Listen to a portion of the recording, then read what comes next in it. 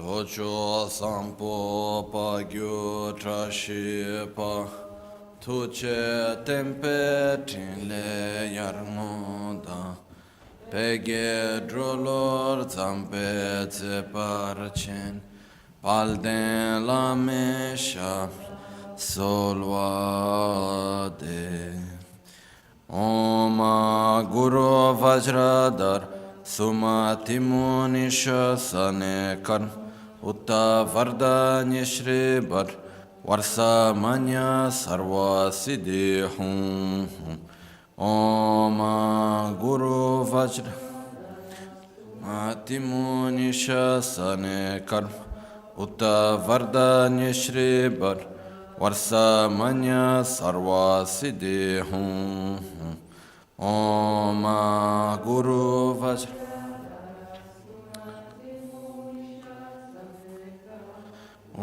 Vardanya Shri Bhadra Varsa Manya Sarva Siddhi Hum Om Guru Vajradhar Timunisha Sanekar Utta Vardanya Shri Bhadra Manya Sarva Siddhi Hum Om Guru Vajradhar Sumatimunisha Sanekar Utta Vardanya Shri Bar Varsa Manya Sarva Siddhi Hum Om Guru Vajradhar Sumatimunisha Sanekar Utta Vardanya Shri Bar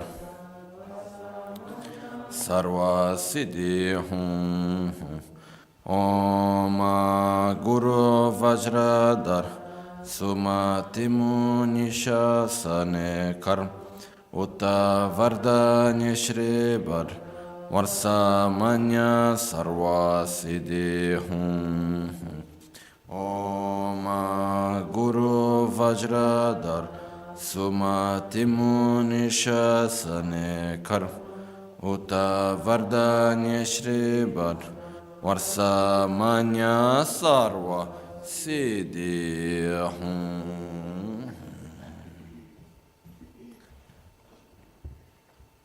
Pakyuke Kudan Dagi Lo Pakyuke Sundan Dagi Pakyuke Tudan Dagi Teyerme Chintu Jingilo Makyuke Kudan Dagi Lo Makyuke Sundan Dagi Makyuke Tudan Dagi Teyerme Chintu Jingilo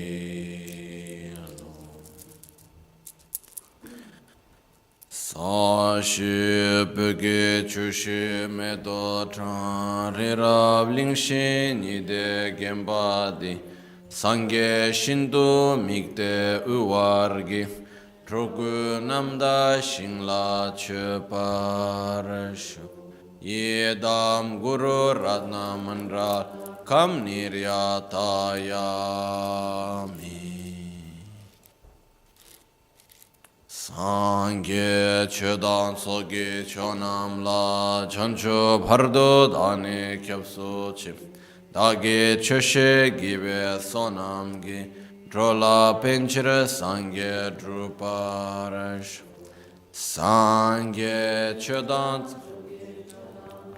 Jancho Bhardo Dane Kyapso Chip Dage Choshe Gibe Sonamgi Drola Pinchira Sangye Druparash Sangye Chedan Sogi Chonamla Chancho Bhardo Dane Kyapso Chi Dagi Jinso Gibe Sonamgi Drola Pinchira Sangye Druparashu.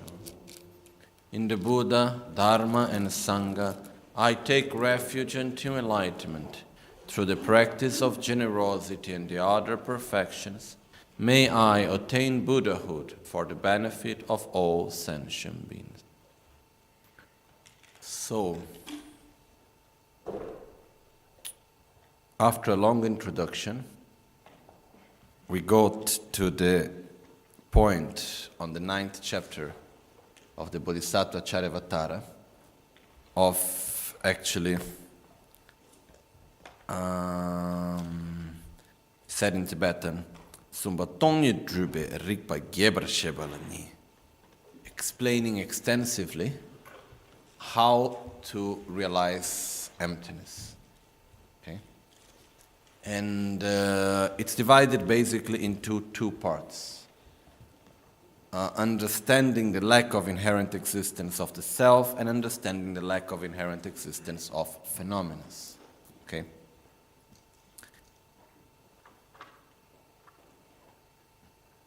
It's very important actually to go through this process, starting first to understand the importance of understanding emptiness and meditating on emptiness, later to understand how. Some people came to ask me these days, oh, can you please guide us in meditation on emptiness? Can you teach us how to meditate on emptiness? And I think it's very good that we start to get this type of urge to, oh, I must meditate because I see the benefits, I see the importance. That's exactly what all this introduction was about.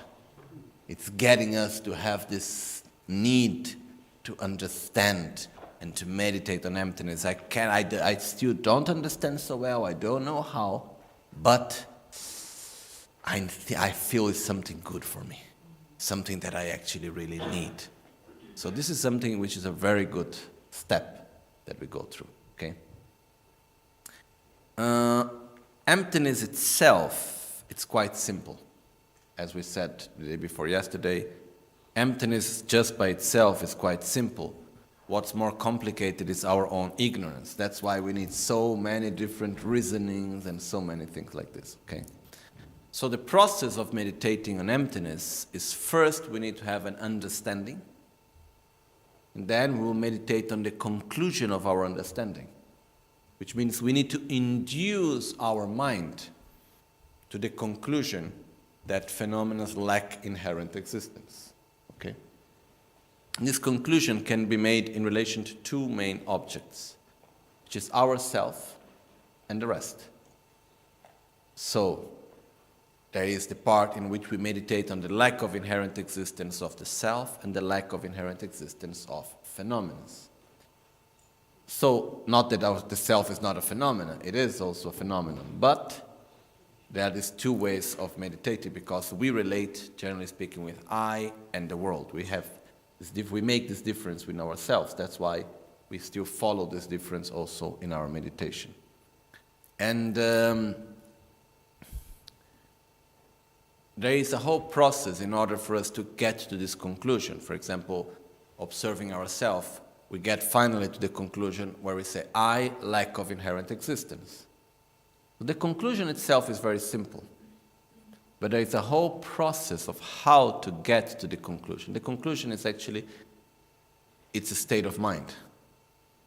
But we need a whole process how to induce ourselves, how to bring ourselves, how to guide ourselves to that state of mind. Okay? And this is done by reasoning. This is done by analysis also. Okay?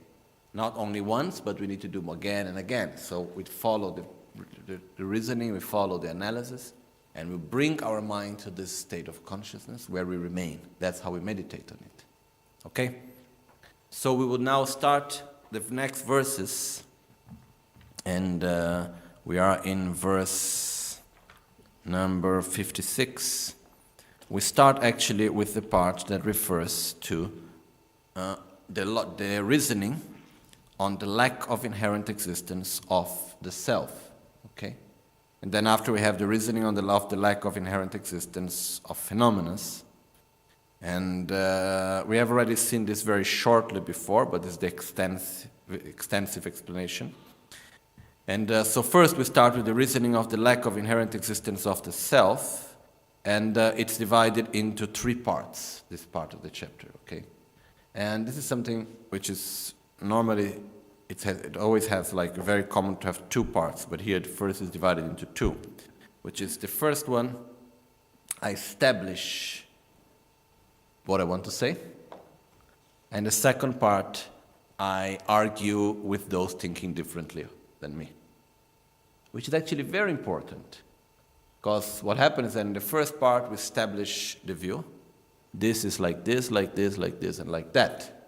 The second part, you come and you say, if you have this doubt, or if you understood like this, it's wrong because of this, this, this, and that. Okay? So for us, I think the easiest part is the first, the most difficult part is the second.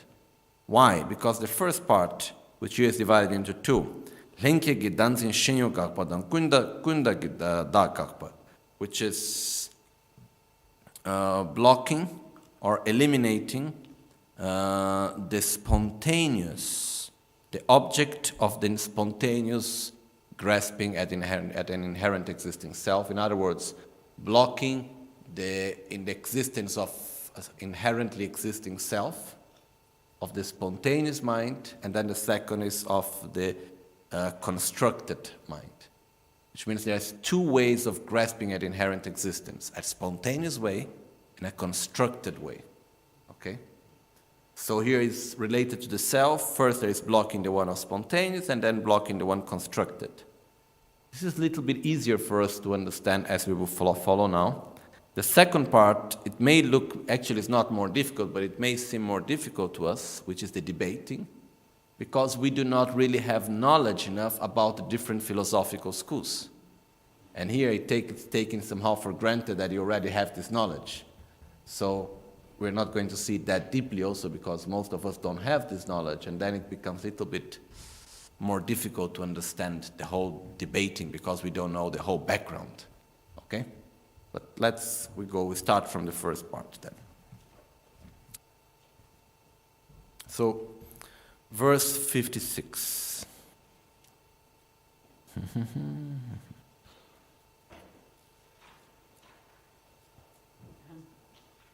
It's the first part regarding the self. It goes from verse 56 up to verse 77.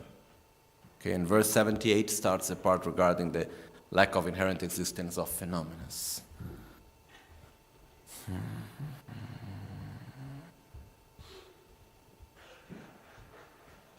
Okay, Tonya Drube Rigba, Gebar Sheba, Kansaki Dame Drube Rigba, Lenkegi, Dagzing, Ki Shenyu Kakpa.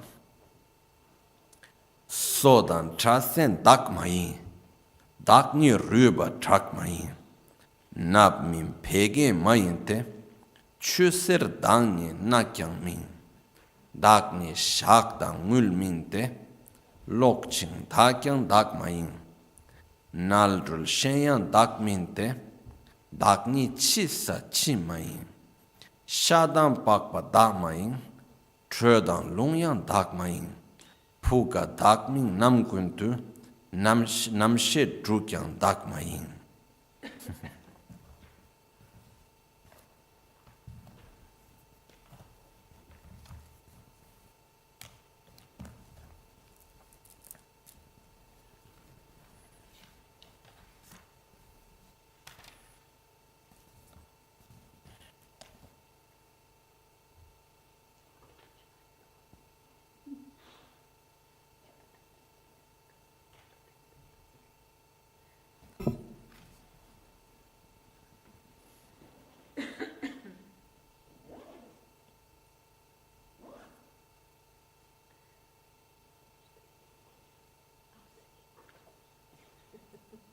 Actually, it's from verse 57, sorry.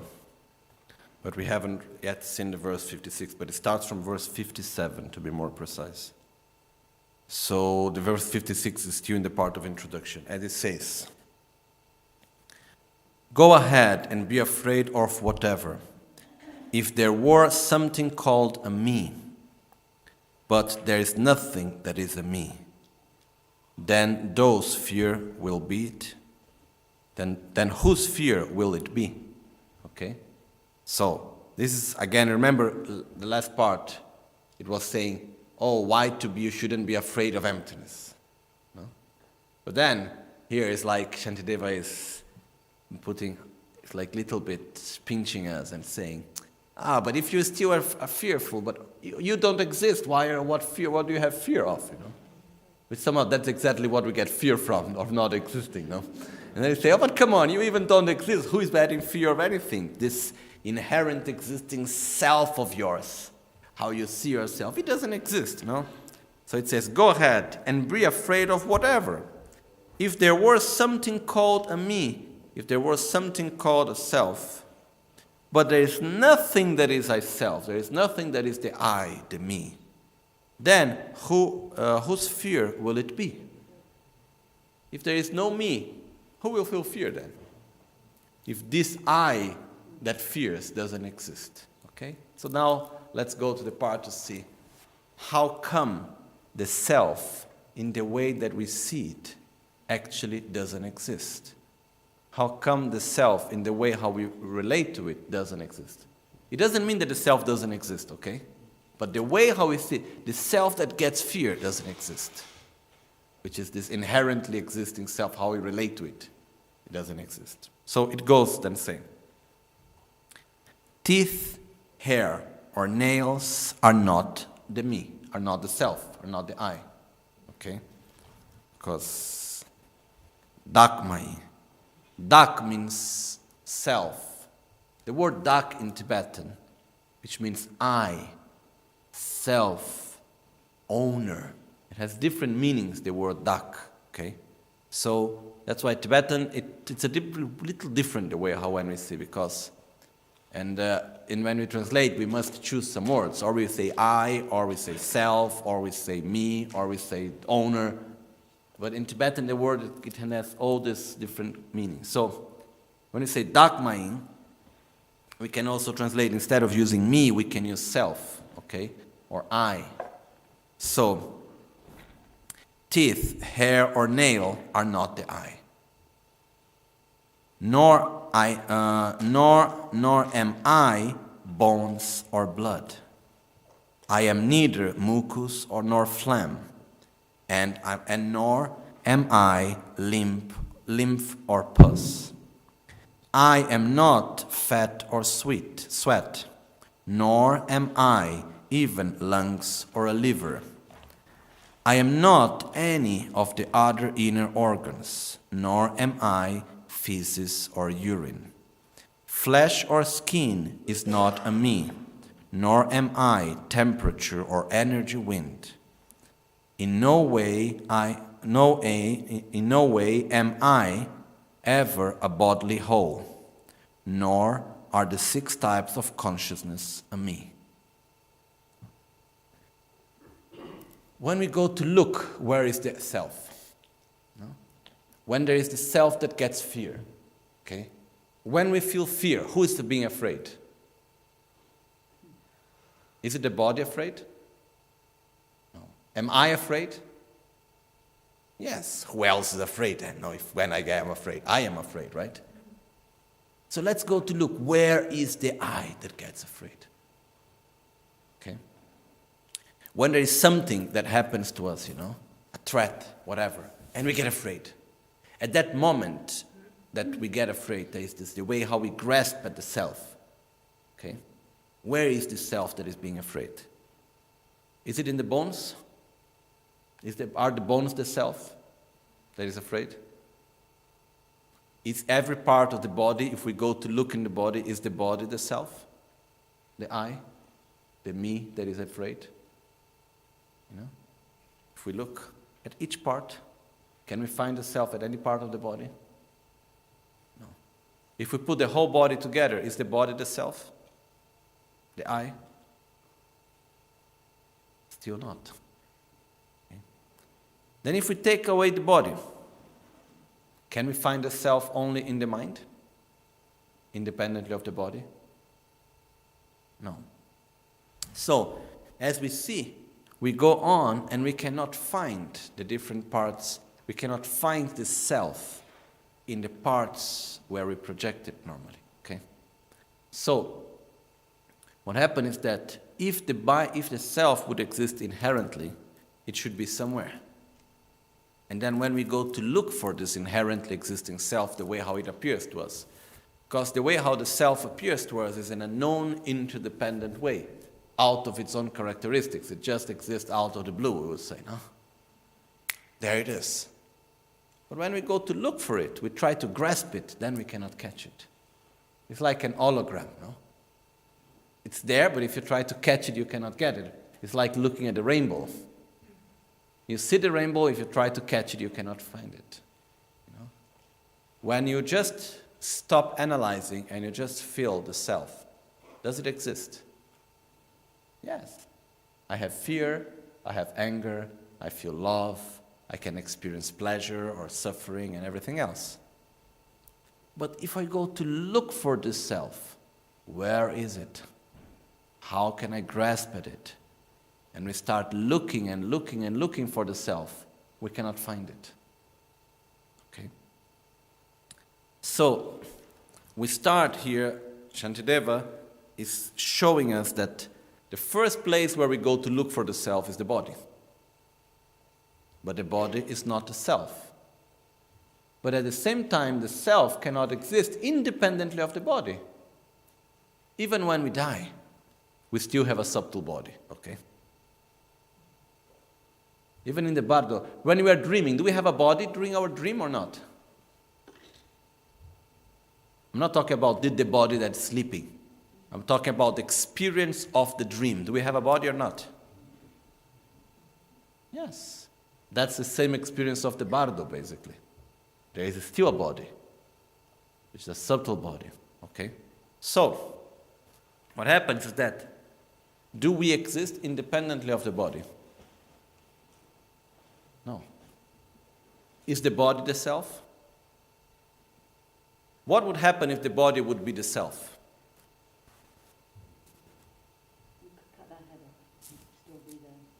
Yes? You will go to the corpse and say, oh, look at my cousin that died. If there is someone that passed away, let's say our cousin or whoever, okay, let's use it's more easy if we say Devadatta, then we make no relations to anyone. Okay?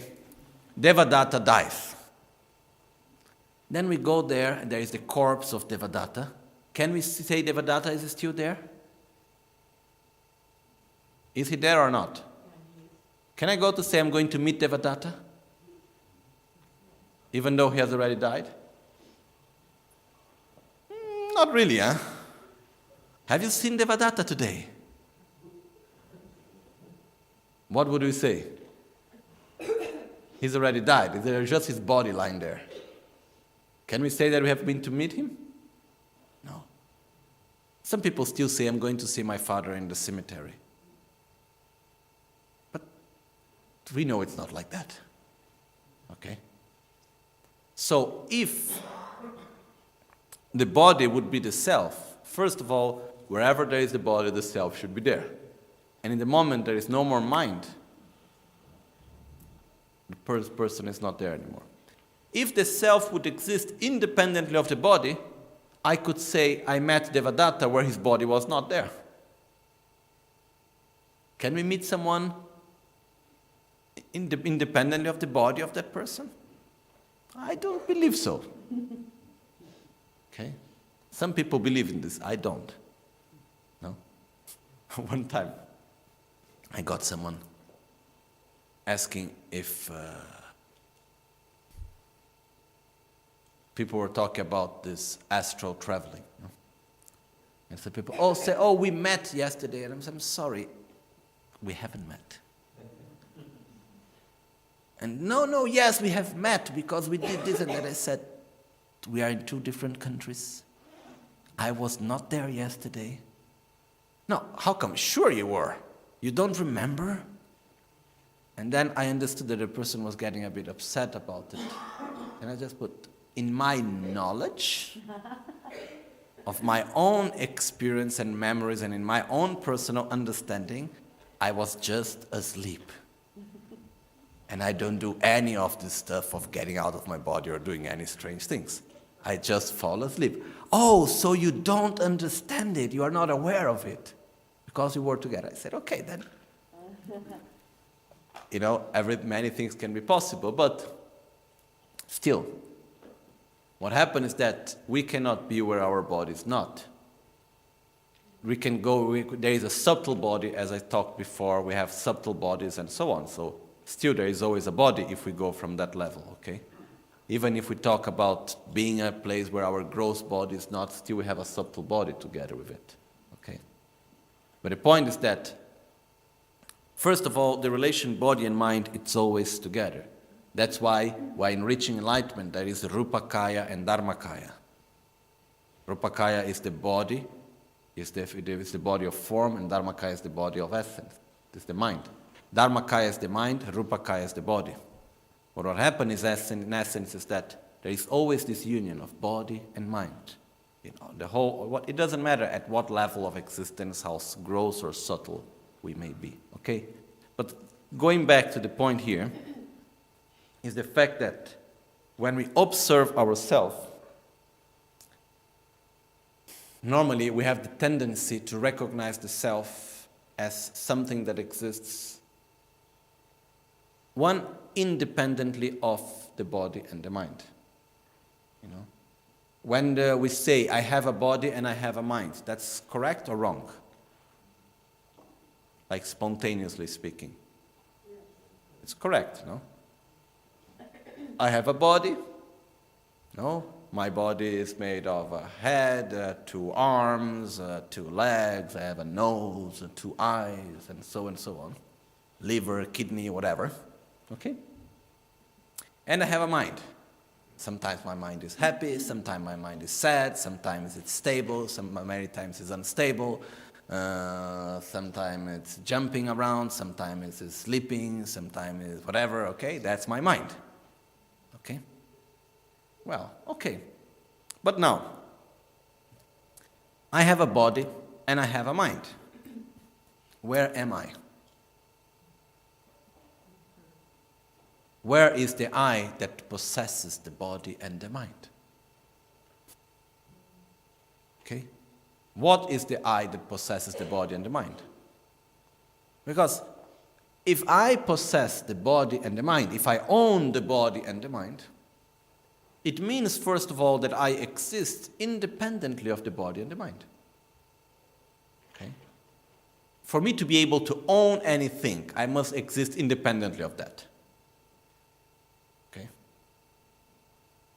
I cannot own something and be of the same nature of that thing. I can say, I am made of body and mind. Then I do not own them. It's part of my own existence. Okay? So, the point is not what we say, but it's how we experience. And normally, whenever we think of body and mind, we think with the word my body and my mind. That's how we experience it. My sensation, my discrimination, my emotions, my hand, my head, whatever. Okay? So the way how we experience it, it's not a matter of philosophical discussion. It's a matter of how we experience. And when we experience our body and the mind, we experience with the attitude of my body and my mind, my sensation, my discrimination, my emotions, my actions, and so on. Okay? Is this clear for us? So, in the moment that I experience everything as mine, it implies, and once again, it's not a matter of only philosophy of reasoning. It's a matter of how we experience it again. In the moment that I experience it calling my body and mind, it implies that the I exists independently of the body and the mind. Okay? So, where is this I? What is it? That's a question that human beings have been making for a very long time. And there is a problem with us if we don't make this question to ourselves. It's a very important question to make. What am I? Okay? Now, before we get to the actual answer, we just start by saying that when we say, what am I? The first question that we should put to ourselves, do I exist only in this life, or I am something more that continues from life to life? This is the first question, which here in this text, it's already taken for granted that we already found the answer for this, okay? But I know that for many of us it's not like that, so that's why I'm just putting it again. So I'm just going one step behind and remembering that the first question regarding the self that we should put to us is, what am I? I am an existence only in this body, or I am something that goes beyond this life? Okay? And this is a fundamental question that will change completely the way we experience reality and we live our life, in accordance to the answer we find. The question is important because until the moment that we don't make the question, we will never really get the right answer. So the first question is, do I exist only in this life, or I am something that has come from somewhere and will go somewhere after? Is life linear or is it cyclic? Okay? So it's very important for us to get to this point, okay? Then once we go there, then we go now to this next level, which is saying, then this I that continues from life to life, what is it? Where is it? Because someone may say, "What? Who cares? Life goes on, whatever you think about it." It's not exactly like that. Sure, life goes on, but why do I care for it? It's because, in accordance to the way how I relate to myself, how I see myself, this reflects the way how I relate to myself, to the world, and to every situation that I experience. That's why it's so important. So, after this comes the question, what am I? First, do I exist only in this life or not? And once I get to the conclusion, which for me the correct conclusion is, I exist as a deeper level of existence, not something only in this life. There is continuity from life to life, which is actually the most logical answer we may get also, because some people say to me, but scientifically it has never been proven that a reincarnation exists. Yes, it's true. But has it ever been proven scientifically the known existence of reincarnation? Yes or not? No. So, what if we put in a very, pragmatic way of thinking, if we put on the scale the science not proving the existence of reincarnation and not proving the non-existence of reincarnation, which of the two are more heavy? Known. So scientifically, we are at 0 point. It's not on one side or not on the other. Then, if we start looking through our own logics and through our own experience, and we start to follow just a bit of it, doesn't need so much, we are going to see that it makes much, much, much, much, much more sense that there is continuity. The fact of reincarnation, it answers so many questions that may come to our mind and existence. Okay? Anyhow, this is not the point today. But it's an important question for us to make and find the right answer. Okay? If we find the right answer for it, and we are sure that life is not only this life, so many problems just fade away. Because what matters is not what I do, it's not how things happen, it's what I become, because I'm going to continue from life to life. Okay? But then we come to the next question, which is, okay, this self that exists and continues from life to life, where is it? What is it? What am I? Who am I? Okay. And here it comes the fact that we see ourselves as having a body and having a mind. But who is the self that owns the body and the mind? Because remember, in the moment that I say my body and my mind, it implies that there is a self that owns such a body and mind and that exists independently of it. Okay? And this is what we need to go to look for.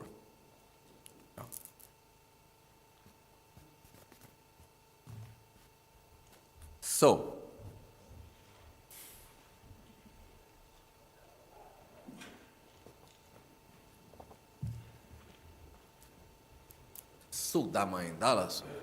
okay.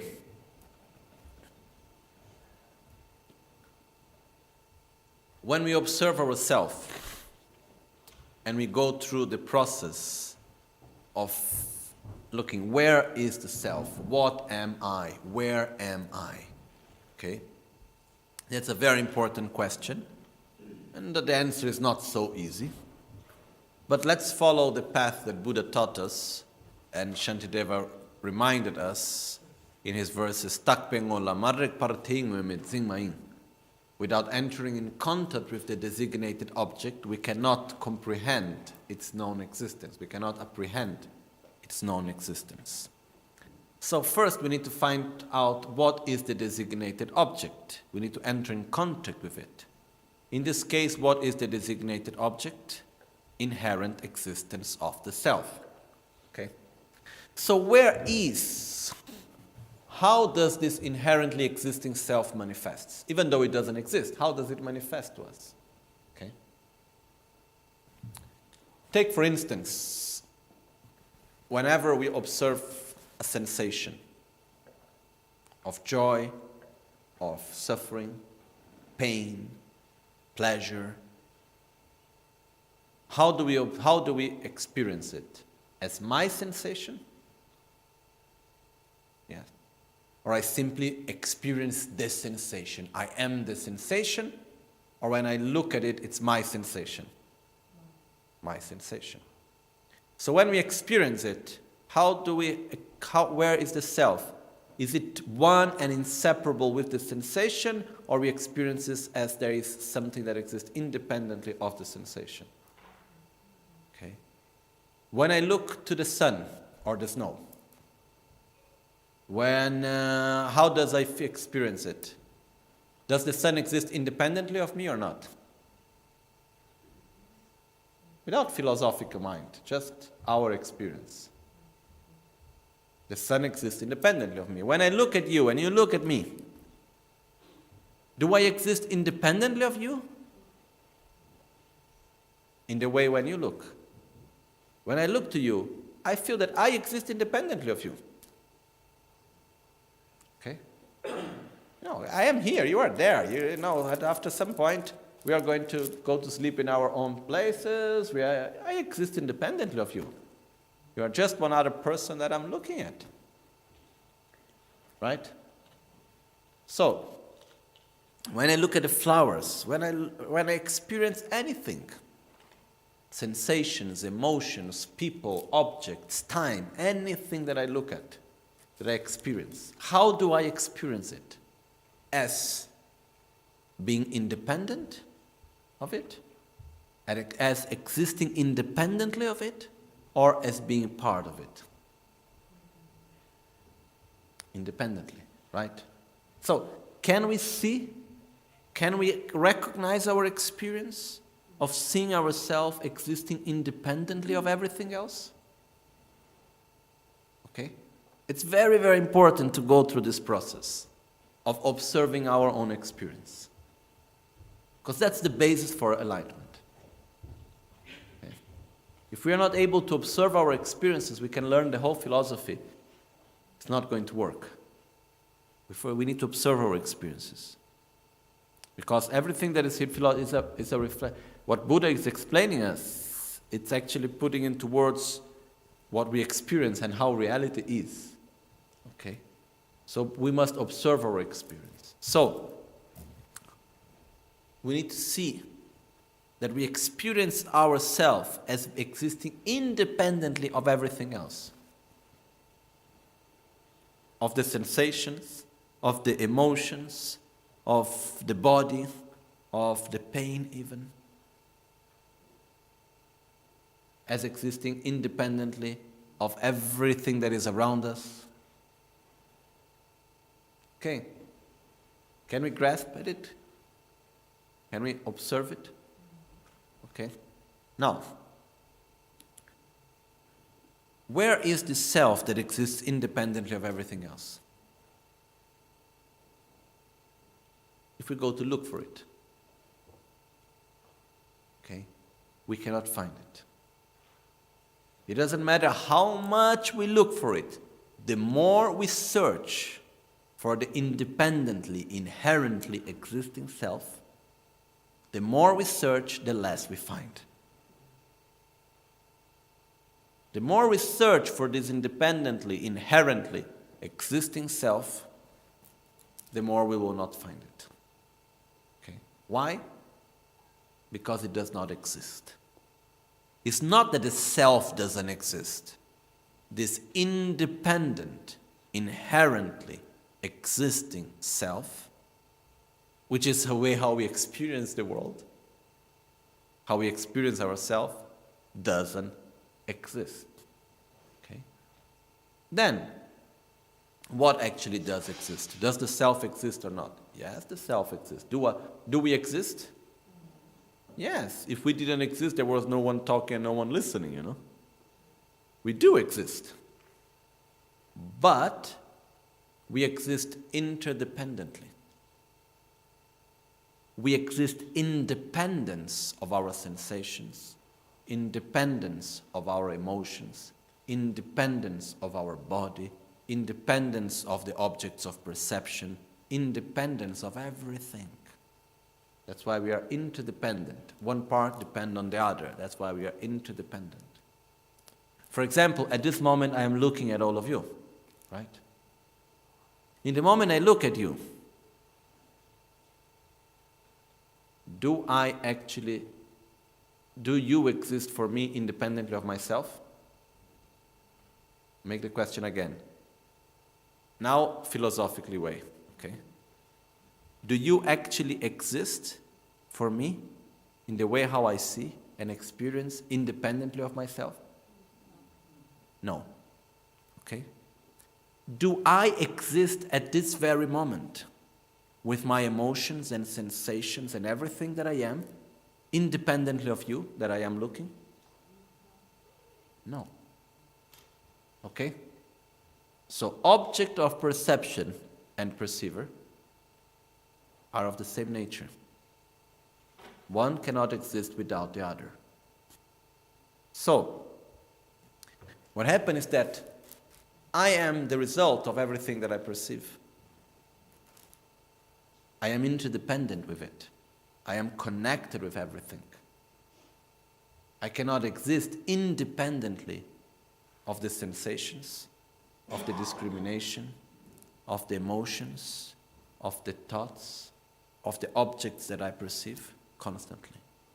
Okay. By reflecting upon it, can we understand it? At least to a certain level?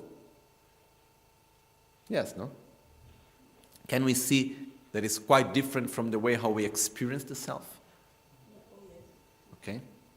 So, the point is that when we see, when we experience the self as existing independently of everything else, what I'm going to explain now is something that maybe I don't have the perfect words how to explain it well, but it's more intuition more than actually, but that's how I feel it, okay?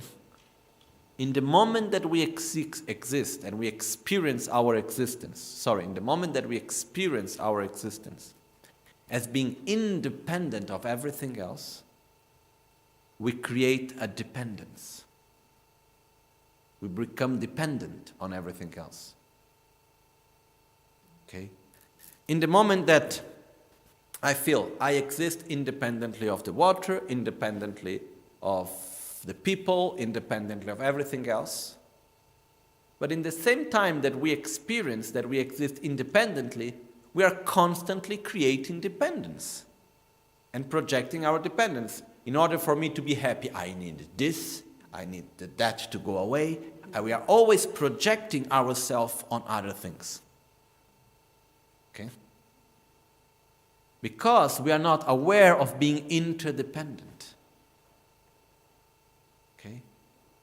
So what happened? Out of this dependence that we create, it manifests as attraction and aversion. Anger, desire, attraction, attachment, desire, aversion, anger, hatred, and so on. Okay? So, in the moment that I see that a flower exists, I experience the flower as existing independently of me, and I as existing independently of the flower,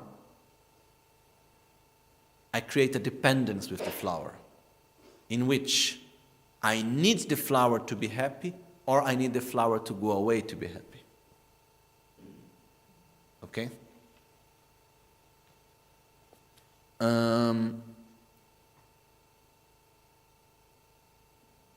In the moment that we experience that we exist interdependently with everything else, okay, we are part of reality. And we are not someone experiencing reality. We are part of it. Can you get the difference as being the one that experiences reality and being the part of reality? Okay? It's like there is a difference as being the one watching the movie and being one of the main actors in the movie. Okay? It's like when making theater. There is a big difference as watching the play and being one of the actors in the play. Okay? When we see ourselves as existing independently, we see ourselves as someone watching a play. So we cannot change it. We're always hoping that something will be different in the play in order for us to like or not like it. Instead, in the moment that we understand that we are main actor in the play, we can change reality. We can change the play at any moment because we are the main actor there. We're not waiting the actors to change. We're not waiting the play to be different. We are part of it. And the play exists together with us. We don't exist independently of the play, and the play don't exist independently of us. We are all part one of the other. Okay? And that's life. But when we experience ourselves as existing independently, what happens is that we are just watching.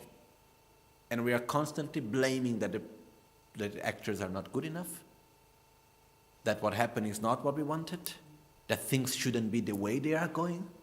And we blame the world around us. And we try to change constantly everything. So we generate attachment to some actors, aversion towards others,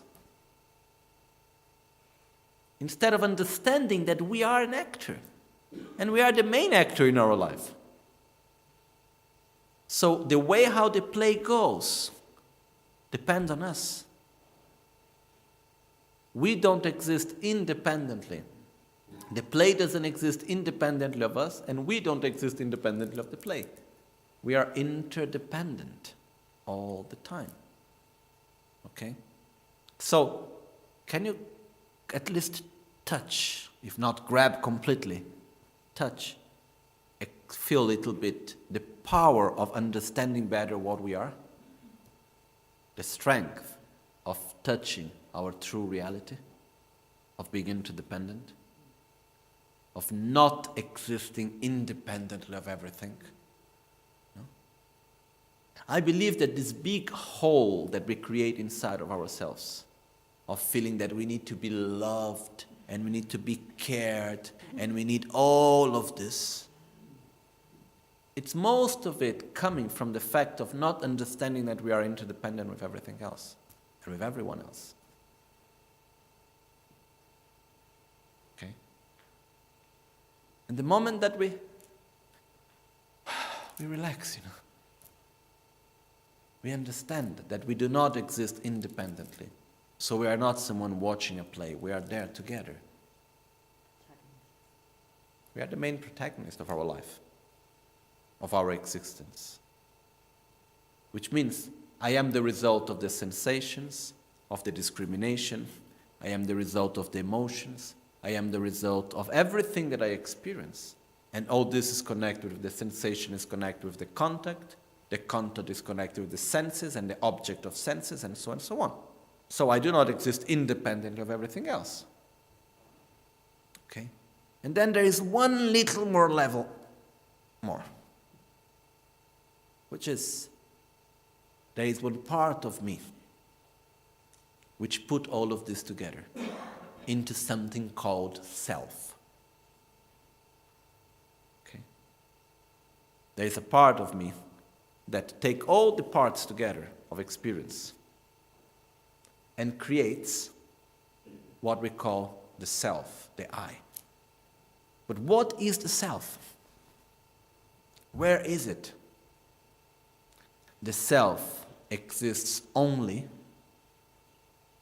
in the imputation of the name self, based on all its parts. What does that mean?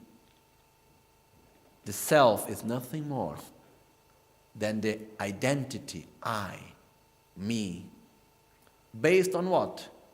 On sensation, on discrimination, on emotions, on contact, on body, mind, and objects of perception, which goes together with the contact. We put all of this together and we call it I. We call it self. It's similar to the fact that I look at one word that just came into be the first word I looked at here. It's written voidness. When I read voidness, the word voidness as written doesn't exist independently of the VOIDNESS, are the parts. But there is an imputation that I put together, these parts together. What make all these letters to become a word? The value that I attribute. What make every letter, little drawing to be a letter? The value that I attribute, the name that I impute on it. Similar to that, what are the parts that compose the self? Body and mind. Okay? And together with body and mind, consequently, we have also the objects of perception that we experience constantly. Okay? Because there is contact. And contact is the union of power of our senses, like eye, ear, and so on, tongue. Object of perception and sensory consciousness. So there is also this constantly there. But what is the self? What's the basis of imputation of the self? What's the basis of the self? Body and mind. On this experience, this present experience on the very right moment of now and here, what do we experience? The sensations through the senses and so on. And we put together with it, we call it I. We call it self. So the self is not so solid as it seems. It's not something that we can grab at it as solid. It's interdependent. What we call self normally is the imputation, is an identity that we generate. It's not anywhere. That's why we cannot find it. Because the self is an identity. Based on what? On body and mind. Okay? So the important thing for us to understand here, the conclusion that I want us to get to, is to understand that we are interdependent. We do not exist inherently, independently, as we experience. Okay? So, the first point is getting that, is being able to see the inherently existing self as we see it. It doesn't exist, but to see this mental image of the inherently existing self. Okay? If we are able to grab that, we already did a good step. Okay? Is it clear? Okay? Yes, please. One small question about this senses. We perceive the objects, and then you mentioned that we have this consciousness, or the sense consciousness, the eye consciousness. What is this consciousness then? The consciousness, we have 6 minds. Okay, consciousness means mind, basically. So we have the part of our mind that perceives the form, the part of the mind that perceives sound, the part of the mind that perceives taste, the part of the mind that perceives touch, the part of the mind that perceives what is missing, smell, and the part of the mind that perceives mental objects. Okay, these are called the 6 consciousness. Okay, 6 sense consciousness. Like, for example, it's possible to, let's say, how do you say in English? Inhibit one of this consciousness. So if we inhibit, for example, the consciousness of touch, anything can touch our body, we will not feel it. Okay? For example, I think when you do, how do you call it in English? Anesthesia. Anesthetics. What happens is that it's like we take away the link, the connection between our sense and the sense consciousness. So you don't feel it. Okay? So, these are the 6 consciousness. Okay? So it's all part, the mind is made out of 6 consciousness. Okay? Basically. So, the important thing... And they can work simultaneously. So? They work simultaneously, yes. We cannot have 2 consciousness at the same time together, but they work simultaneously, the 6. And the 6th one, what does the 6th one perceive? Mental objects, mental images.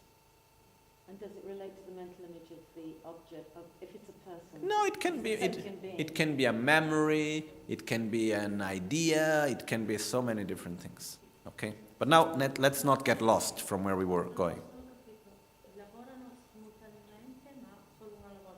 No, sono simultanei, ma non è possibile avere 2 coscienze visive allo stesso tempo, 2 coscienze uditive allo stesso tempo, di ognuna, una per volta. Okay, but let's not get away from our main conclusion of now, which is look and observe where do the self exists. And first of all, we need to find out that this self, this inherently existing self, does not exist as it seems to us. But it's very, very important for us not to lose the fact that we experience as if we existed independently of everything else. We need to look at our experience. We need to touch it. We need to feel it. And then we can look at it and say, you are wrong. But if we are not able to see it, we are never going to be able to say you are wrong. Never going to be able to eliminate it. We cannot go to look for the lack of inherent existence of the self in some book somewhere. The only place where we can find the lack of inherent existence of the self is in our own mode of perception. It's just by observing how do I see reality? How do I experience reality? And then here we are going to see that if we are able to touch, to perceive how do we experience, then we can catch it.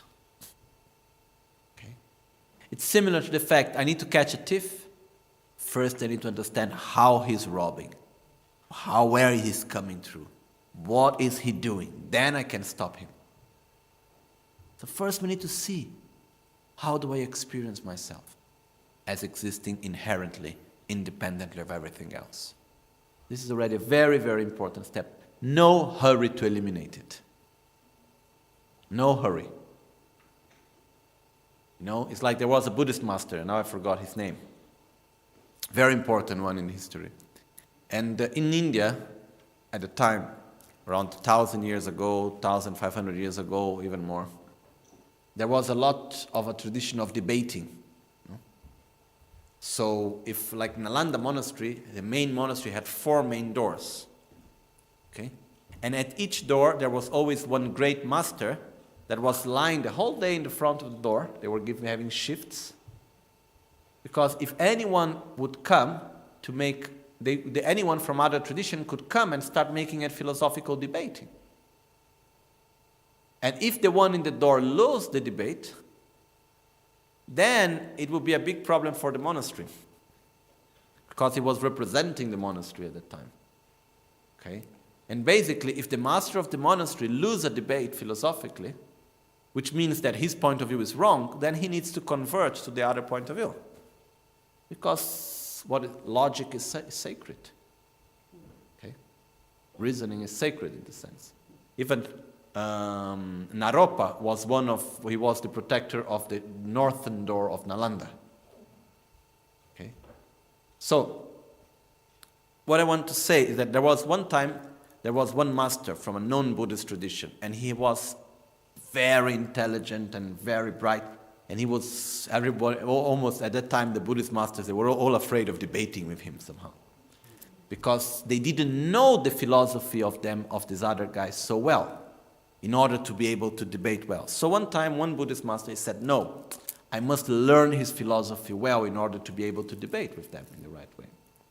So he went, he dressed himself like a very poor person, and he was already still quite young. So he went there to this master of this non-Buddhist tradition. Now, I'm sorry, but I have very bad memory of names and these things. But he went there, and then he said to them, oh, I like to offer my services to your family.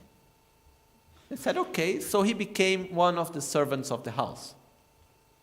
And after some time, the family liked him very much, because he was very intelligent and he was serving them so well and helping so much. So they gained trust. So I think he remained as a servant, like really serving them on everything for 7 or 12 years, something like that.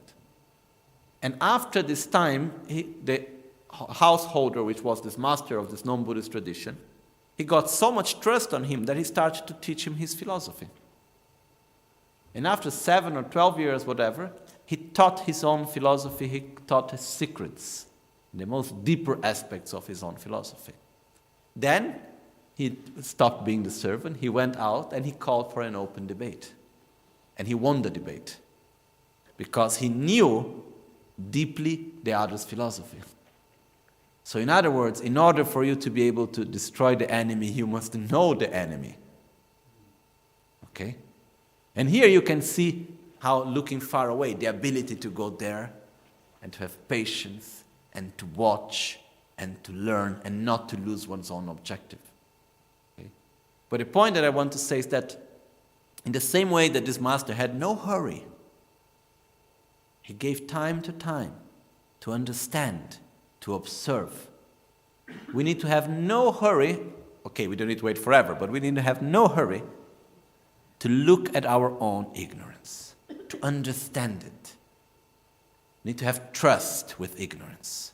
So ignorance shows us all its secrets, so we are able to eliminate it.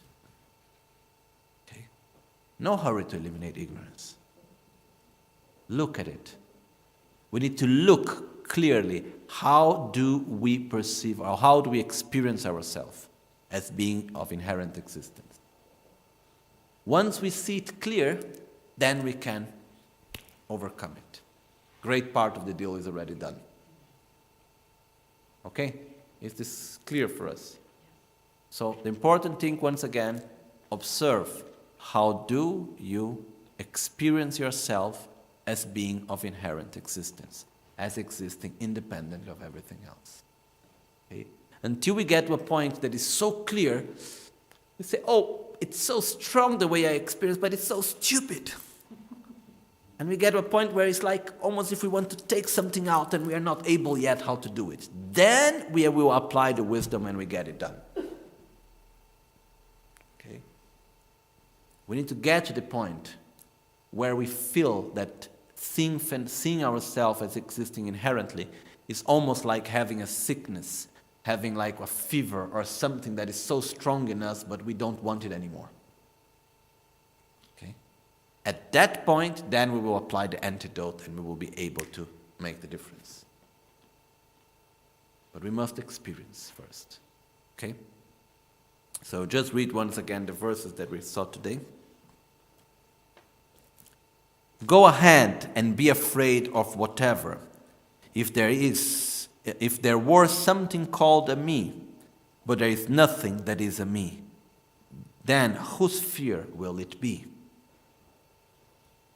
So when we experience that we have any negative emotion, such as fear or anger and so on, and we go to look, where is the self that is experiencing this emotion as being independently of everything else? And we won't find it, then the emotion also goes away.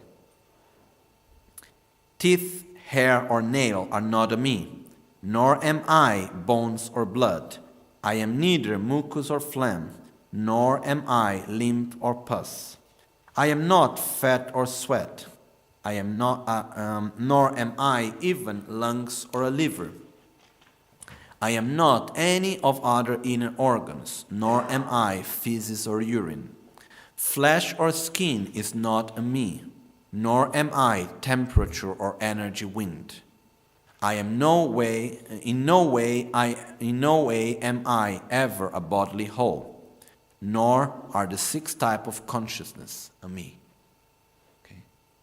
Here basically is the fact of going to look where is this inherently existing self and not finding it.